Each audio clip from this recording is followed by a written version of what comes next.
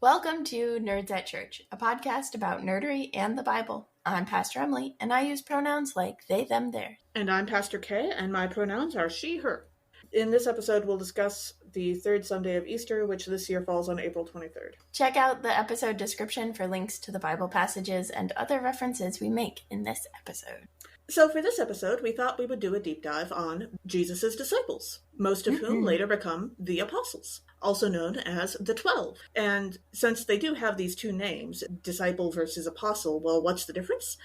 A disciple is simply someone's student learning from another person, and the disciples are called this for a fair amount of their time with Jesus. And then eventually Jesus gives the Great Commission and sends them out. And then after that, they are the apostles, the ones who are sent is what apostolos means. And as we go through the list of the disciples, almost all of whom eventually become the apostles, we just like to point out that the Bible does not always know the difference between all of these guys. It is sometimes even more fuzzy on the difference between the people who share names with these guys. And so we are trying to make all of this make sense for you as much as we can, but we are not claiming to entirely get all of that either. We certainly don't claim any kind of divine knowledge that, other sources don't have. And so if this is confusing, it's because we're confused, but we're doing our best. Indeed. Yeah. Like, some of them are pretty clear cut, and then the rest of them really aren't. So yeah, we will tell you when we get to that point. Lots of things in the Bible. Yeah. It's amazing. Strangely enough. Like, Jesus is very clear on not setting people on fire. Don't set people on fire. That is the bad choice. What? I was going to say, Sons of Thunder. Yeah. Speaking of the disciples, yes. And their need to learn Speaking things. of which, yeah, there are some disciples/apostles who don't actually change in any of the four Gospels. They're the same through all four Gospels. And the first one is, the first in our, randomized list, to be clear. The first is Andrew, who was born between 5 and 10 CE and was martyred in 60 CE. And Andrew's name means manhood or valor. I just thought that was funny. Andrew is in all of the Gospels except for Mark, identified as Simon Peter's brother. In Mark, he's his own man. And he is one of the first disciples who Jesus calls. He's one of the ones in the, I will make you fish for people passage. And the legend from the Middle Ages says that he was martyred by being crucified in an X shape because he didn't think he deserved the same shape crucifixion as Jesus, which is a little bit weird, but martyrs. I've always thought those stories, because there was another apostle that was crucified upside down, supposedly for the same reason, and I don't really see the Romans as being the kinds of guys who would go to a lot of trouble to make special crosses for people. That does not seem like... Yeah. I think in general there are multiple different kinds of crosses. There's a lot of scholarship that says that Jesus was not crucified on a plus type of cross, or the cross shape most of us associate with Jesus, but instead on more of a T shape. So I think, and this one, it definitely, the legend came up in the Middle Ages. That's where the first art depicting Andrew as in the shape of an X came up. So yeah, the Romans don't strike me as giving you preferences on your crucifixion either. No personalization. Right. Oh my gosh. Now I'm thinking of we'll add a Hello Kitty here and a Care Bear there. Like adding, what are they called? The charms to your Crocs. Yeah. So that they can... Yeah. Yep. That's anyway, a whole new kind also... of heresy. Moving on. So the Acts of Andrew, which is mentioned by Eusebius and Epiphanius and others, is apocryphal, but it is among the group of the Acts of the Apostles that are attributed to Leucius Charinus. I have no idea if I'm pronouncing any of those right, but in the Acts of the Apostles, which is probably written mid-2nd century, it depicts Andrew's supposed travels throughout the world. So if you want to dive deeper into Andrew, check out the Acts of Andrew. It's apocryphal, but then again, the Bible is a lot of stories passed on and on and on and on in a long game of telephone. So who knows what's true? Yeah. The kind of certainty that you expect from nerds at church. And ancient historical records. Yeah. That's... So also, Andrew's brother, Simon Peter, Not usually called Andrew's brother, although he was called a lot of things, including Simon, Peter, Cephas, or Rock, depending on who you talk to. The name Cephas, by the way, is just the Greek word for rock. But weirdly, a lot of times when people are using it as Peter's name in the Bible, because it was given to as him by Jesus, they don't translate it into rock. They just call him Cephas, which confuses the heck out of most of the people who do scripture readings in any church I've ever worked at. So I like to clarify that. And he died sometime between 64 and 68 CE, Common Era. Also, I like to clarify on his name, Rock, that it is not 100% clear if he is the rock upon which Jesus builds the church or the box of rocks that may have Jesus been gets in place annoyed of his with brain. a lot. Yeah. So, lots of options. Probably not, however, the same as Dwayne "The Rock" Johnson. Like, different people. Probably not. Although, yeah, I don't think he ever became Dwayne Maui. Johnson, if you are an immortal being who used to be known as Simon Peter, please call our podcast and let us know. We would be super interested. Please let us. I mean, to be fair, he's Black Adam, so yeah, not completely. Goes back the ways. Anyway, Simon Peter was also known as the Keeper of the Keys, which is to say the keys to the gates of heaven. He was very impulsive. He was a rebuker and the rebuked. He was the guy who denied Jesus 3 times and then afterwards got annoyed by being asked the same number of times if he loved Jesus. And he was also thought to be the first bishop person, the first person in charge of the church after Jesus ascended. Certainly one of the first disciples recruited by Jesus, along with his brother Andrew, and another one of those fisher of people. And we listed him second because he's almost always listed first, and the first shall be last, etc. And he probably did not actually write first or second Peter, which is to say the books in the Bible, but they were associated with his name for other reasons. Yes, and that's also why when you hear us do summaries of 1 Peter, as we've been doing in this Easter season, we don't say Peter wrote, we say the author, because we don't know who the author is. And saying the author sounds a lot more official and professional than saying, and somebody wrote. Somebody. Yes, indeed. So the next 2 disciples that appear in all 4 Gospels have also a variety of kind of iterations of themselves. My favorite iteration is the Sons of Thunder, also known as Boanerges. I made up that Greek pronunciation, but it sounds right. I mean, to be fair, I think it started as Aramaic, so I think the Greeks probably made up the pronunciation. Probably. Anyway, the Sons of Thunder are also the sons of Zebedee and presumably, at least in some Gospels, Salome, who may or may not be related to Mary, the mother of Jesus. So the first of the Sons of Thunder is James the Greater, which means like the taller or the older, not the better, despite his best efforts. And James is also known as Jacob, so that's like where that name comes from. Also, if you're talking about Spanish, it's Santiago, which does not correlate from English to Spanish the way that a lot of the other names do, so I like to point that out. He was the second apostle to die, Judas being the first, and he was the first martyr. He died in 44 CE, and he is probably not connected to the epistle that bears his name because he died so young that probably it was a different James that they were talking about and interacting with. And then John, James's brother, lived from about 6 to 100 CE and was probably the youngest disciple, also the only one to die of natural causes, presumably. And he was probably not actually the author of the Gospel of John, the 3 Johannine epistles, or the Book of Revelation. It is widely known that the Book of Revelation, as we talk about in our Revelation episode, which we'll link to, that Revelation is written by a different John, John of Patmos, and not the same as the Gospel writer or the epistle writer. It is less clear if the Gospel of John and the epistles are written by the same person, but probably not. But yeah, there are lots of Johns. There are almost as many Johns as there are Jameses, but not quite. Yeah.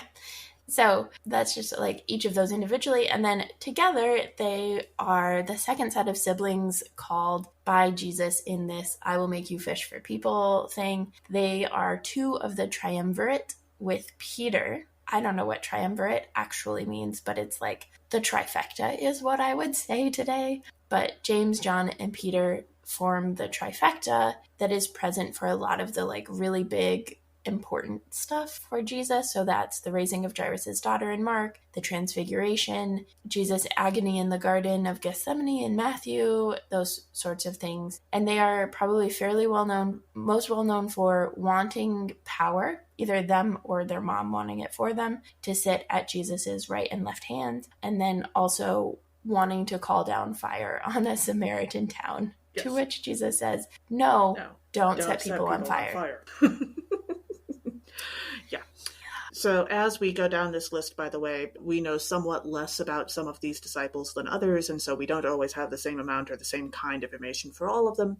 But next we have Philip. Philip spells his name with one L and one P at the end. The book Philippians, on the other hand, named after the town of Philippi, spells its name with one L and two P's toward the end, but not at the end. And Philip the Apostle is not to be confused with Philip the Evangelist, who appears in the books of Acts, who was appointed with Stephen to oversee the contributions of the church and met with and baptized the Ethiopian servant of the Candace in Acts. Philip the Apostle mostly appears in the book of John, and Jesus talks to him just prior to the feeding of the 5,000, and also he's the one who asks Jesus about God the Father during the Last Supper. He doesn't show up a ton, but he is very frequently confused with Philip the Evangelist, another Christian in Acts. And so since they tend to get conflated, he tends to appear fairly high on the list of apostles. Yeah. I was going to say, when you said not to be confused with, I was like, by which we mean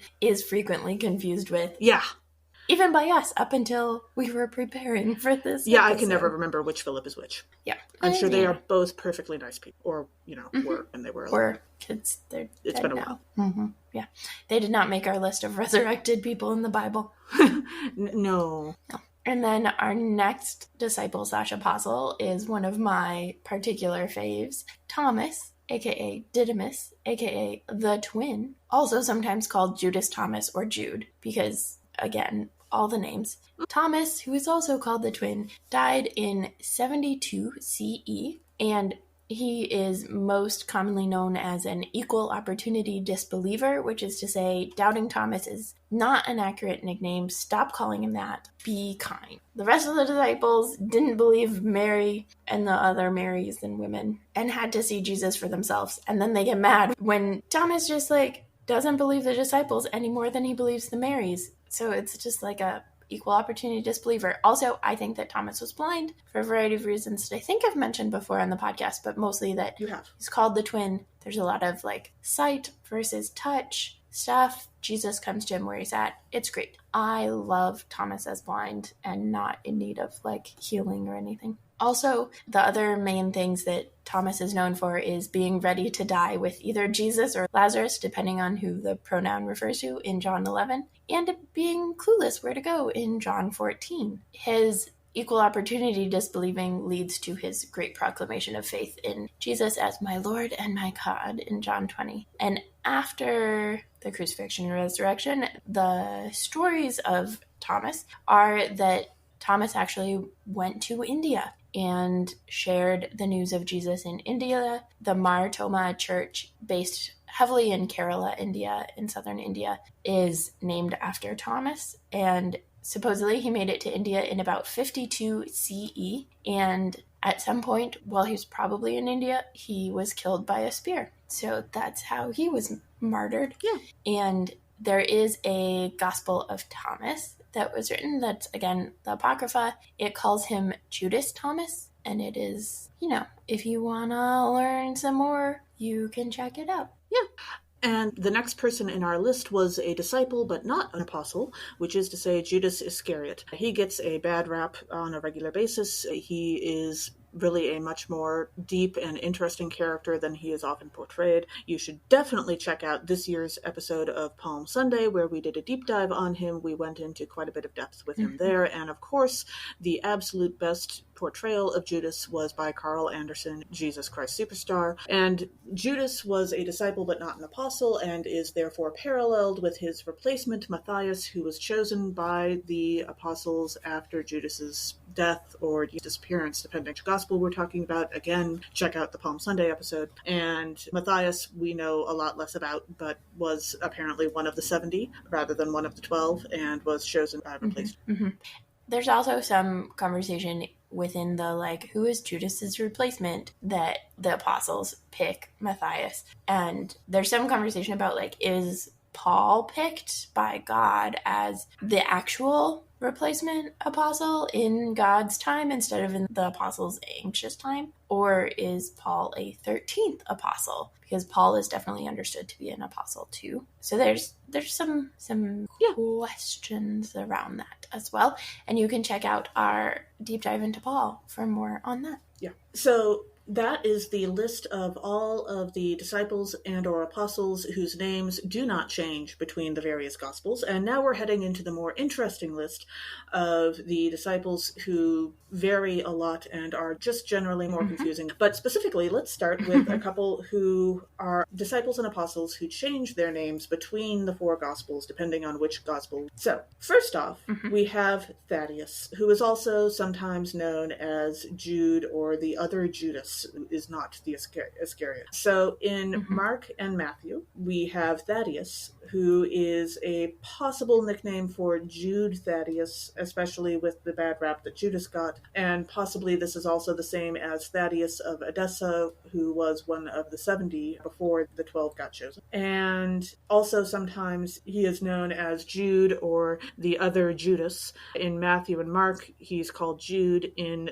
Luke and Acts and also the Gospel of John, he is called the other Judas, who's not Iscariot. And for some reason, some translations of the Gospel of Matthew call him Judas the Zealot, as opposed to Judas of Iscariot, but it kind of sounds like that's just bad translating from what I've read. And so he should not be called that in the book of Matthew. The Catholic Church says that Jude, son of James, in Luke, Acts, and Judas, the not Iscariot of John, and also the Jude, the brother of Jesus, in Matthew and Mark, and the author of the book of the Bible, Jude, are all for the same person. For the Protestants, we're more likely to claim that Jude, son of James, in Luke, Acts, and Judas, the not Iscariot, in the Gospel of John, are two separate people, and the other two are just completely unclear, and we have no idea. So, like I said, more confusing. Here we are. Yep, indeed. And then the other kind of pair of disciple. Pair of disciple. Two faces, one person. Not exactly the Trinity, but sort of. We're not saying they're two-faced. That's different. Yeah. Is Bartholomew and Nathaniel. So Bartholomew is identified in the Synoptic Gospels in the book of Acts. Bartholomew means son of Ptolemy, which is also son of the Furrows, which I don't even know, but fascinating. Sure. Bartholomew is also connected to India, though not in quite the same way as Thomas is. And then Nathaniel only shows up in John, and Bartholomew does not show up in John. And Nathaniel means God has given, and he is friends with Philip and from Bethsaida, and initially he's a skeptic, asking, can anything good come out of Nazareth? And Jesus praises that by saying that he is an Israelite in whom there is no deceit. So, tell the truth and don't be so polite that you don't speak up or something. And that encounter leads to Nathanael calling Jesus the Son of God, the King of Israel. And Nathanael then also shows up in the Gospel of John at the Sea of Galilee after the resurrection, but doesn't really have a named role apart from that, though presumably is part of the disciples for all four Gospels. Yeah. Well, Nathaniel for John and Bartholomew for the other two. And then we have the disciples and apostles who are only named in the Synoptic Gospels because the Gospel of John is weird.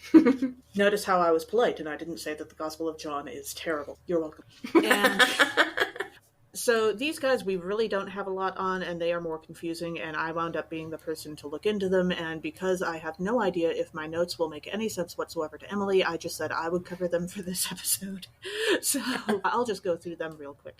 First, we have Matthew, also sometimes known as Levi. Matthew is called Matthew the Publican in the Gospel of Matthew, a publican is a tax collector and also sometimes other things in ancient Israel. And then he is known as Matthew or Levi in the Gospels of Mark and Luke, which is to say that Jesus specifically comes and calls a guy named Levi to be a disciple, and then later on a disciple is called Matthew, and we are apparently assuming that that is Levi. It is just genuinely unclear on why we assume those two are the same, but I'm guessing it has something to do with, like, someone did process of elimination, figured that they had to be the same one in order for there to be 12 of the 12. And he's only ever known as Matthew in the book of Acts. He's also quite often called, historically speaking, Matthew the Evangelist, due to the traditional theory that he wrote the Gospel of Matthew, but most biblical scholars reject that these days. And he probably traveled to a variety of other countries after Jesus' ascension, including, but not limited to, Ethiopia, but like no one can agree on what any of the other were aside from Ethiopia. So he went to Ethiopia. Who knows? And was eventually. Like you do. Yes. And then we have what I am absolutely certain is the single most confusing of the disciples' apostles, which is to say James the Younger, also known as James the Lesser, also known as James the son of Alphaeus. Now, this James, not James the son of Thunder, not James the son of Zebedee, but instead other James, as that one Doctor Who episode with other Dave, Silence in the Library, called him. This guy probably shares his dad with the disciple Matthew in the Gospel of Mark. He also apparently, according to both Matthew and Mark, has a brother who is named either Joseph or Josus, which, like, being known by both of those names in biblical times is not completely out of the woods or unlikely. That those names are similar enough that they were just used as the same name quite often. And Joseph Josus, he probably shares a mom with, but we're unclear on whether he shares both parents with Matthew or Joseph Josus. This is also very clearly not James the Just, which is the nickname that the brother of Jesus was known by, but he might be Jesus's cousin if the theory that his mom, Mary, is the sister of Mary, Jesus's mom, because having two daughters named Mary in biblical times was also not impossible. Assuming that Alphaeus, his dad, was also called Clopas, which apparently a lot of ancient authors do assume that that was the same guy. But for those who accept the perpetual virginity of Mary and the idea that she never had any other children other than Jesus, this could instead be Jesus's brother James, who would biologically have been his cousin, because that's how that theory works, that Jesus's brothers were actually his cousins, but maybe raised in the same household because someone involved died. And because, family was not a nuclear thing like it is Absolutely. today. Yeah, they might all have been raised in the same general household compound kind of thing. Yeah. So both James the Lesser and James the Just were stoned to death by Judeans. That is how they both died. And so that was, historically speaking, seen as a mark in favor of that theory that they might have actually been the same person, but only as long as Mary's perpetual virginity was true. Also known as, that's what the Catholic Church said. And the Gospel authors will sometimes or often not specify which James they're talking about, and so really who knows what on earth he might have been. Because this is the most confusing apostle. And then okay, so finally, question on Clopas. I have no promises on whether I have any answers, but yeah. That's fine. Alphaeus, who is also called Clopas, is this the same as Cleopas, who is in our gospel for today? If so, Alphaeus and Clopas, the Clopas refers to Mary, the wife of Clopas, at the end of Luke, who accompanies Mary to the cross. And so if that Clopas is the same as Clopius, who shows up in the road to Emmaus, and I have heard various stories that he might, but again, like, only so many names in biblical times, not nearly enough to go around. And so maybe. Who knows? Okay. Yeah. But as I'm sure we will get to when we actually get to the road to Emmaus, there is also a theory that the person walking along with Cleopas at the road to Emmaus story is his wife, who then would have been very possibly named Mary, because lots of people were named. So, maybe, yeah. Again, we did not promise that this would make any sense. So, we're doing our best. And then finally, the slightly less confusing, but also lesser known disciple apostle, known as Simon the Canaanite in Matthew and Mark, and Simon the Zealot in Luke and Acts. Simon, also known as not Simon Peter. It turns out that there is a word in Hebrew that Canaanite is related to and also means zealous. And so it's possible that like Simon the Canaanite and Simon the Zealot are totally the same person, and there were just some like misspellings along the way. And all three of the Gospels meant to say Simon the Zealot or Simon the Canaanite, but there were enough misspellings. Interesting. And this might be Joseph's son and also Jesus's brother, mentioned in Mark chapter 6, but again, not super clear. But there is in Mark chapter 6 a brother of Jesus named Simon. This disciple also traveled extensively after Jesus' ascension and was eventually martyred with Jude the apostle, but tradition varies as to where he went. Most agree that he and Jude were martyred in Lebanon. But they are paired together and they share a Catholic stay. Interesting. And again, check our deep dive into Paul for more on Paul and what his role is in terms of disciple, apostle, yes, apostle to the Gentiles, all of that. But that is the 12, or approximately 12, as close as we could get to 12. Ish. Yes.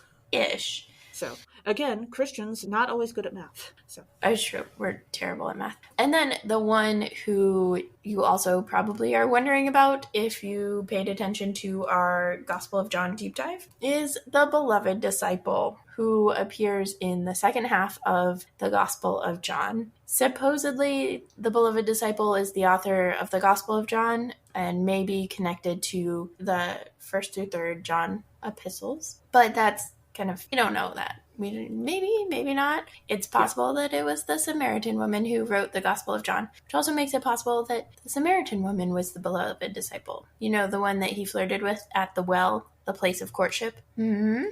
So there are lots of possibilities on who the beloved disciple is. Obviously, our patriarchal tradition says it must be John, and John is the gospel writer and all of those things. That is possible. It is the least fun of the options. So some people think it's John. I personally love the idea that the beloved disciple is Andrew, Simon Peter's brother, because if you read it from a like queer beloved in the like sexual romantic partnership kind of way, there's just this beautiful, like the resurrection story on the Sea of Galilee. It's just this fantastic thing where they're like all hanging out on the boat fishing, and then Jesus appears, and Simon Peter is the like younger brother, and so Andrew's, everybody recognizes Jesus, and Simon Peter's like, yes, Jesus, and like immediately throws on his clothes and races, swims to the shore to see, you know, his brother's cool boyfriend. And Andrew is like, okay,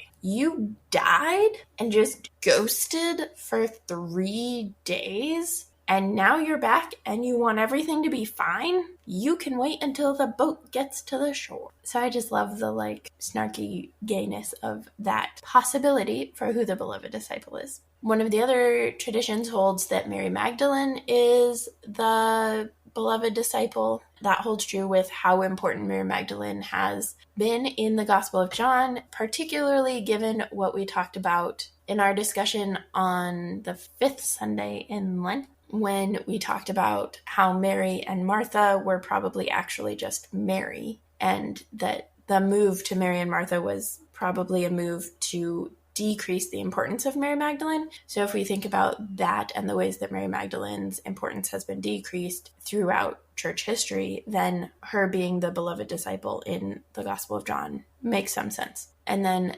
the 5th-ish possibility for a beloved disciple is Lazarus, Mary's brother, or Mary and Martha's brother. And that kind of holds through that, like, Lazarus is named up until the resurrection. And then I think after that, or after Mary anoints Jesus' feet, then that's when the beloved disciple starts to be named as the beloved disciple, and we don't see Lazarus show up again. So Lazarus is the other of the 5-ish options for beloved disciple. Sure. Also, if it is not clear to you, which it probably isn't because we didn't tell you, we chose to do a deep dive into the disciples, in part because we haven't yet. That counts. You know, but also a bunch of different disciples and apostles show up in different ways in our readings, whether it's Peter, who has such a prominent role in Acts, or 1 Peter, which is not authored by Peter, or yes, the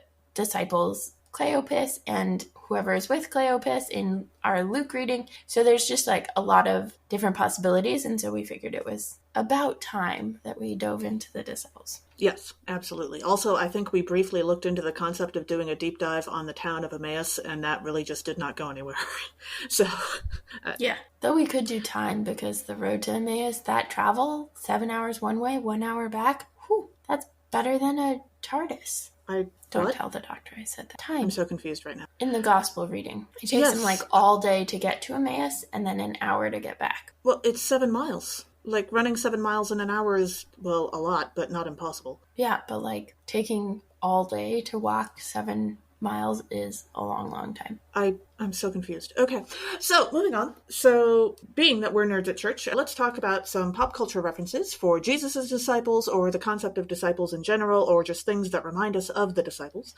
And I have to say, when I realized that we were first doing our deep dive into the disciples and apostles today, my very first thing that came to mind was that scene from the beginning of the movie Sister Act, in which the nun that is her teacher asks the main character to list the disciples in alphabetical order, and she promptly goes up to the blackboard and writes John, Paul, George, and Ringo.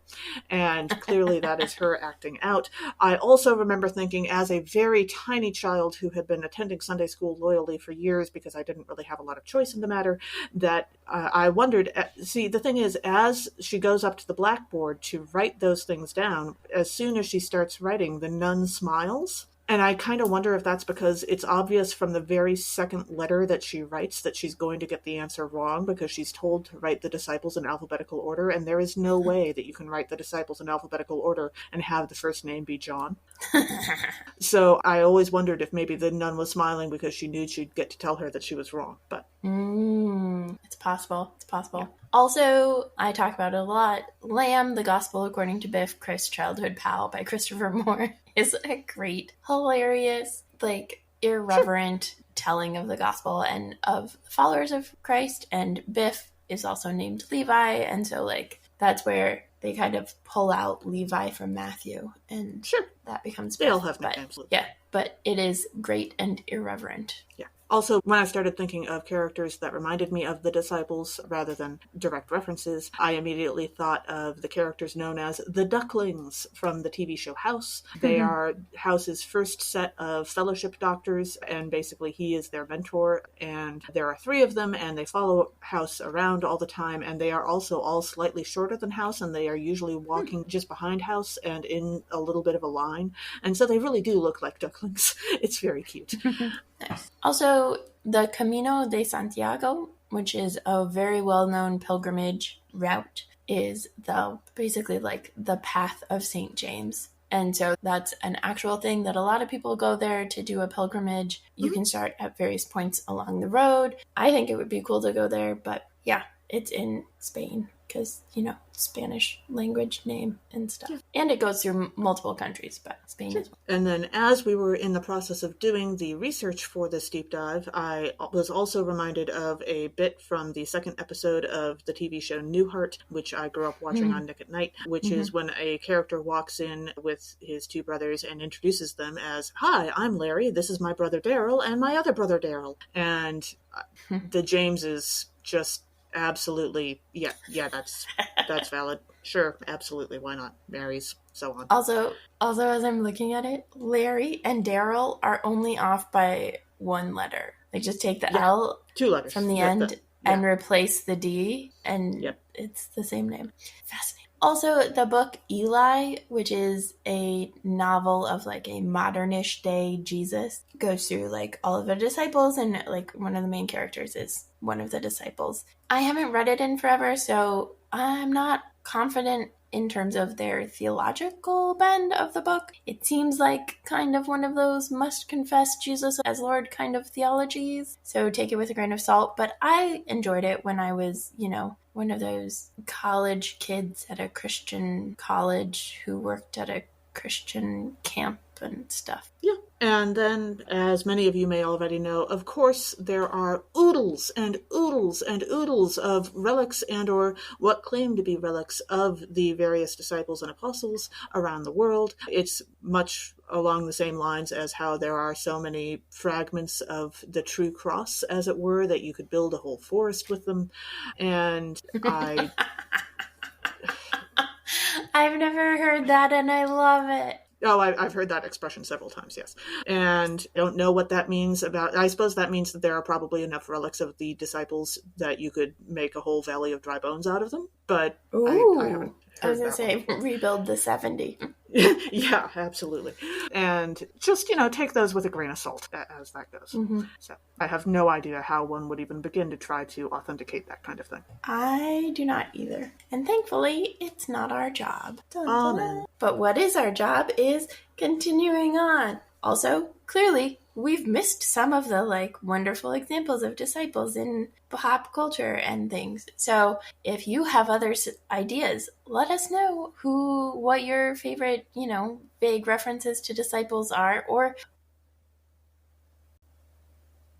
anyway, diving into our readings for this episode, our first reading is Acts chapter 2, verse 14a, which is just the "Hey, Peter is talking" part, and verses 36 through 41. Having preached the gospel to the crowd gathered on Pentecost, Peter encourages them to repent and be baptized, and the church grows exponentially. So, one of the themes for this passage is, I just love the idea of Peter as the original street corner preacher, yes, minus all of the doomsday, right? Where he's just a little of the doomsday. Like he still has a little of the doomsday. I mean, yeah, I guess. But, or he could be the troubadours on Gilmore Girls, who are standing on the street corner playing their guitar and telling folks what's going on to music. Yeah.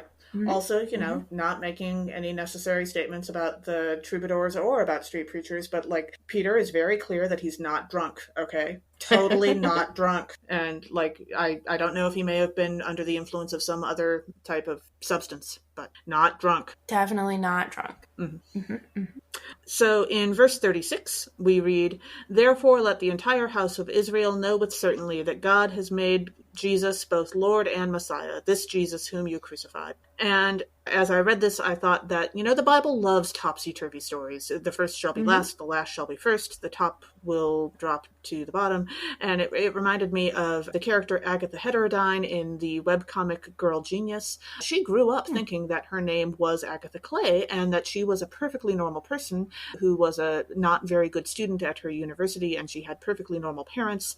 And then she found out that she was heir to a family of mad scientists who also ruled a fairly terrifying city, and her life got much more complicated. So, very much a topsy story. Indeed, indeed. And then in verse 37 we read, "Now when the crowd heard this, they were cut to the heart and said to Peter and to the other apostles, 'Siblings, what should we do?'" So I was trying to think of because I love the language of cut to the heart, right? And there are some speeches that cut to the heart, but I couldn't think of any of them. But I was reminded of, in the book Faith-Rooted Organizing by Alexia Salvatierra, one of the actions they do is to do a Maundy Thursday foot washing of hotel housekeepers' feet in front of the hotel. And they just pick I think 6 of them, but it's during a struggle for better pay and conditions for the housekeepers. And so there's this the imagery, right, that cuts to the core even more directly than any words that Peter might say, or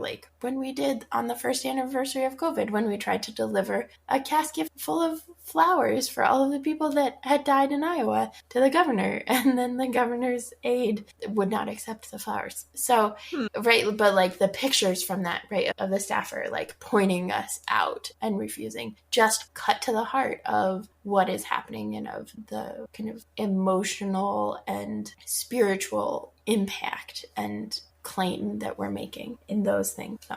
Yeah. And then in verse 40 we read, "And Peter testified with many other arguments and exhorted them, saying, 'Save yourselves from this corrupt generation.'" And I mean, there are a bunch of people on TikTok who do this, but there's always this generation hates the next generation. And I think millennials are trying really hard to break that cycle. We love Gen Z. Gen Z is amazing. Yes. But there's this one guy on TikTok who I adore, and he does the generations talking to each other. So like when they're sure. talking about like floppy disks, and Gen Z is like, this is just a save icon. And they're like, no, you put it in the computer and it does this. Yeah. It's hilarious because there's just so much that is like so poignantly, oh, this is a generational difference. Or like disposable cameras and like even digital cameras that are not phones. It's hilarious. It's like BMO the Prince or something. I don't know. I'll try and find him and link if I can. When you were talking about that, I was thinking that eventually we will find the ultimate meme in that someone will finally assign the various generations to the astrological sign and then have meme. But possibly someone's already done that. Who knows? Yeah. And in verse 41, we read, "So those who welcomed Peter's message were baptized, and that day about 3,000 persons were added." Okay, so I get that they were doing this near the river, specifically, I believe, near the Jordan River. The Jordan River is a very large, very wide, fairly shallow river. But 3,000 is a lot of people. That is a lot. And so I was trying to think of what kind of scenes reminded me of this. And I mean, yes, of course, I immediately thought of the Israelites escaping the Egyptians. But also, you don't really get the sense of the absolute mess that would happen from that because the water is removed, you know. And strangely enough, the bottom of the riverbed for that story is always nice and dry and not just absolute impossible mud, which would have slowed the Egyptians down quite a bit too. Yeah. And so when I was thinking of this, the scene that came to mind was a few years ago, Tom Cruise did a movie version of The War of the Worlds. And there is a scene in that movie where he and his kids and also this one lady who he apparently vaguely knew at work and her daughter were trying to get on this ferry to cross a river. Well, it's sort of they were trying to show that he had an actual life. Like he accidentally bumps into this woman. Oh, I know you.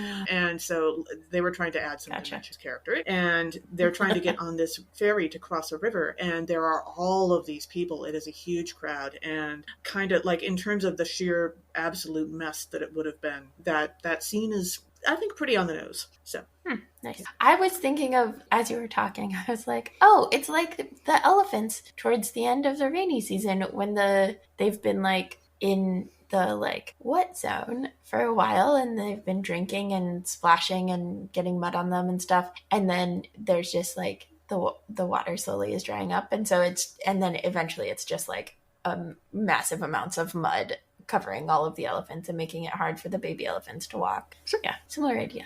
Yes, absolutely. Also, I'm absolutely not surprised that you would find a way to bring elephants in. You know me.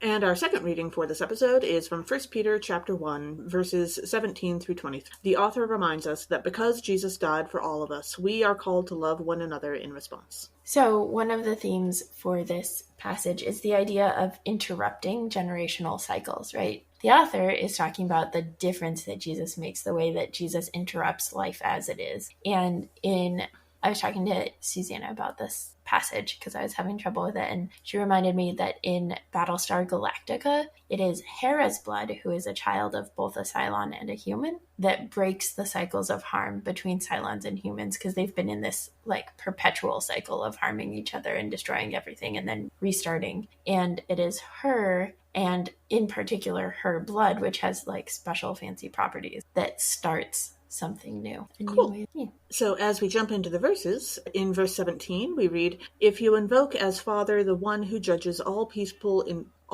impartially according to their deeds, live in reverent fear during the time of your exile." And I was thinking about this concept of God who judges all people impartially. And it reminded me of an idea that the science fiction author Robert Heinlein came up with, which was the idea of a fair witness, both of those words being capitalized. This was sort of a job that he imagined, which was a person who was trained to only state things that they actually knew were true without making any assumptions in the process. So the scene where this idea is introduced is he asks a woman named Anne man who is looking out of a window. What color did they paint the house up the hill? And she looks through the window, clearly sees the house that he's talking about, and turns back and says, the side facing us is painted white. She is not making any assumptions about what the other sides of the house are painted, because she can only see the one side.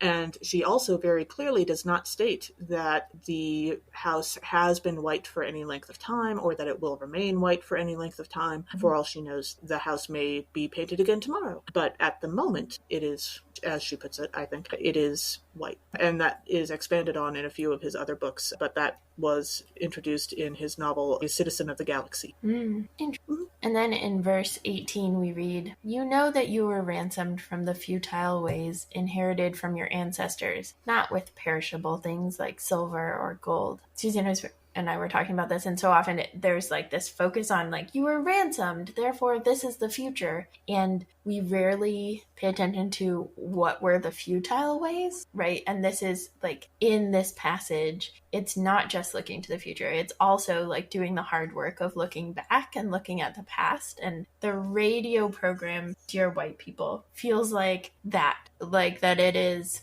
about looking at the history of the university that they're at and how the past of the university is still impacting the students in the university today. And that's part of like all arguments for reparations and critical race theory and teaching actual history, all of that stuff. But yeah.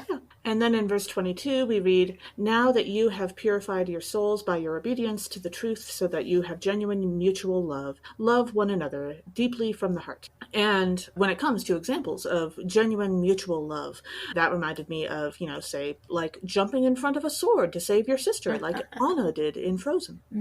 And then in verse 23, we read, "You have been born anew, not of perishable, but of imperishable seed, through the living and enduring word of God." And seeds don't exactly perish. Like, I guess they kind of could, but the actual way for seeds to continue is to be planted, to be used in order for the continuation of the life of the plant. So just like that, like seeds are not in the realm of perishable versus imperishable, but instead of like needing to perish in order to live. Sure. And then our gospel reading for this episode is Luke chapter 24, verses 13 through 35. In a timey-wimey encounter, Jesus walks to Emmaus with two strangers and then vanishes when they realize who Jesus is in the breaking of the bread. So one of the themes in this passage is obviously the idea of bread and breaking bread. And for more on bread, you should definitely check out our Bread of Life series, which we will link to for you in our episode description.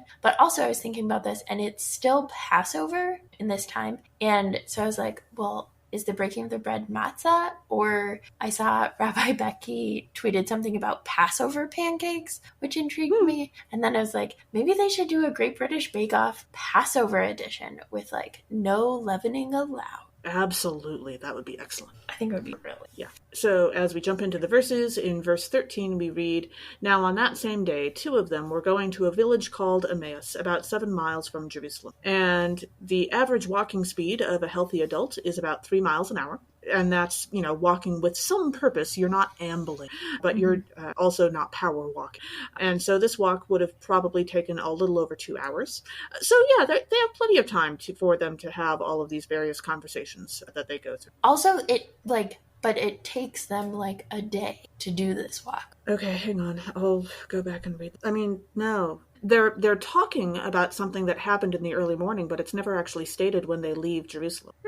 I have always heard this as it takes all day for them to walk there, and then they get back super fast. Well, it doesn't say that they get back super fast either. It says that they leave to go back to Jerusalem the same hour that Jesus left them, but it doesn't say how fast they get back. I think someone you spoke to about this passage was very confused or didn't read it very closely. Interesting. So yeah, it would have taken them about 2 hours to get there. And if they were in a hurry on the way back, they probably could have gotten back in maybe a little over an hour. But wow. So, example of people saying things are in the Bible that are not actually in the Bible. Hi, that's me. Oops. Well, presumably you were told this by someone else. I'm assuming. Well, yes, that's like pretty much always how it happens, but... Well, that's true, yes. Well, maybe not such a timey-wimey encounter after all. Anyway. Oh, are you the person who added that in? I was wondering about that. Yeah, Okay. that was me, because I was like, timey-wimey, because it takes forever, and then they're back in like an hour. Wow. Okay. I mean, yeah. Fascinating. Okay. Well, did I just destroy some listeners. Giant piece of your understanding of the Bible? Or okay. Yep. I'm just wrapping my head around it. I'll catch up. Sure, that's fine. In verse 16, we read that their eyes were kept from recognizing Jesus. And it reminded me of like those times when it's hard to recognize people in the wild, right? Where you're like encountering somebody from church at the grocery store, or like even more so when kids see teachers outside of school and it's like, what? You have a life outside of like it. Sometimes I don't actually recognize people, but also like when you finally do, then it's like, what? Yeah. Yeah. And then in verse 18 we read, "Then one of them, whose name was Cleopas, answered him, 'Are you the only stranger in Jerusalem who does not know these things that have taken place there in these days?'" Okay, so as it happens, Jesus comes across Cleopas and whoever is with him, and Jesus asks them what they're talking about, and Cleopas starts to explain, and it turns out that they are in fact actually talking about Jesus. My question is, how many people before this had Jesus gone up to and asked, "So, what you talking about?" And it turned out that they were just talking about, family gossip, or what they had for dinner last night, or did you hear that wild story about Pilate the governor, or, completely unrelated topics. Like, presumably not everyone on the road between Jerusalem and Emmaus were having exact this conversation. Now, yes, of course, it's possible that Jesus went and looked for these people because he knew them, or because he, being God and all, would actually know that they were having this conversation. But I kind of like the idea of Jesus, running along the road between the two towns, looking for different people and trying to find one that were talking about him. It just amuses me. I love that. But I love the idea of like all of those conversations that happen. Well, yeah, because not all conversations in real life are related to the plot that you happen to personally be talking about. Like, there are always Seinfeld-like conversations about nothing going on somewhere. So. Truth. So then in verse 27 we read, "Then beginning with Moses and all the prophets, Jesus interpreted to them the things about Jesus' own self in all the scriptures." Which raises the question. So in one of my college classes, we talked about exegesis and eisegesis. And exegesis is bringing the text into your current context, and eisegesis is bringing yourself or your context into the scripture. And I have this like vivid memory of my college roommate writing down exo and then Jesus and iso and Jesus in that for this, but it raises the question of, is it exegesis or eisegesis if Jesus is the one putting Jesus' own self into all the texts and bringing them to the contemporary time at the same time? Yeah. Both. I don't know. How does Jesus being the Logos work? Right? It's a mystery. If you're with the word, so you can't really put yourself... I don't know. And now for our walkiest segment. Not necessarily waka waka wakiest segment, but walk-iest. Oh my gosh, that's fantastic. Waka waka wakiest segment. Let's make a Muppets musical. Emily, did you have anyone from the Muppets who you would like to cast for our readings today? I'm still on Waka Waka Waka segment. Oh, that's brilliant.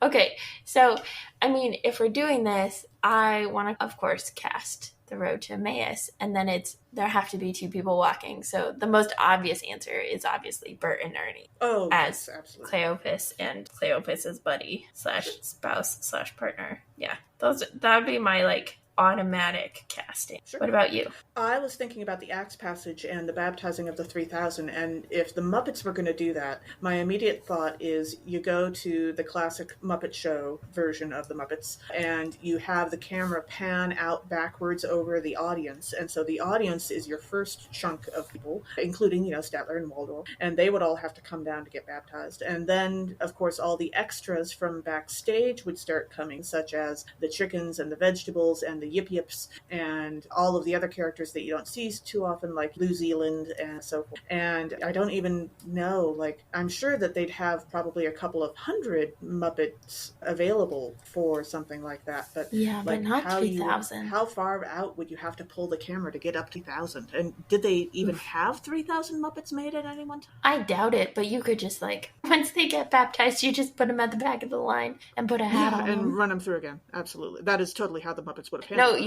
you put a mole on them, and then Oh, yes, the evil yes, version, exactly. and then... Yes, absolutely. Okay. Thanks for joining us. Catch us next time when we'll discuss nerdery connections to the scripture readings for the fourth Sunday of Easter. This podcast has been produced by us, Emily Ewing and Kay Rohloff. For more fun, check us out on Twitter and Facebook at Nerds at Church, or contact us at nerdsatchurch@gmail.com. Also, if you like what you've heard, rate us or leave us a review on Apple Podcasts, Facebook, or wherever you catch your podcasts. If you want access to our uncut guest episodes and interviews, live Q&As, and more, support us on Patreon at patreon.com/nerdsatchurch. It's much cheaper than flying to Israel and walking from Jerusalem to Emmaus to find out how long it actually takes. It's true, and probably has far fewer roadblocks. Yes, absolutely. Also, let us know on Facebook or Twitter who you would cast for Let's Make a Muppets musical for this episode. As the ancient Christians said, Pax Vobiscum.